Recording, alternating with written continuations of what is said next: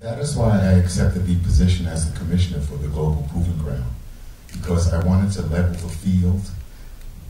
In the Global Proving Ground forum, we're going to have Taekwondo, Judo, Jiu-Jitsu, Karate, Kung Fu, all of the arts. If a person's on the floor more than a minute, I'm going to have them stood back up. It's not going to be what you traditionally see as an MMA event.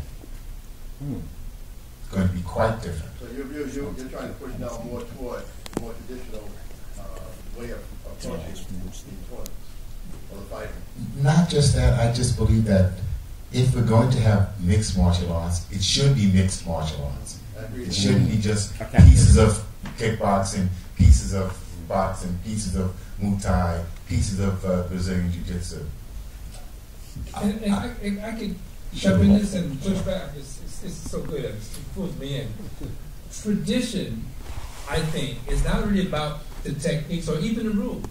Tradition is whether or not there is culture with the teaching. Well, but the cultural aspects are also being lost. Precisely. And I think that what separates traditional versus non-traditional martial arts is whether or not you are taught fighting in a cultural context.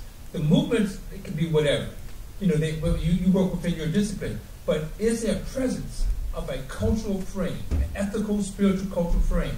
And the people who do MMA just have contempt, it seems to me. Yes. They don't even want to bow. It's like, it's terrible. Well, what you're already doing, now this is obviously a strong push toward culture, African culture, Chinese culture, and it's 100% what I agree with, you know, this type of thing. And so that was just my question, was just your views on it, just your ideas about it. This group that I'm involved with, the GPG, the Global Proving Ground, I've already made it mandatory that each competitor bows to each other before and after each match. And that's something that you haven't seen in MMA before. And we've had 2 events so far, one in Vegas and one in Missouri.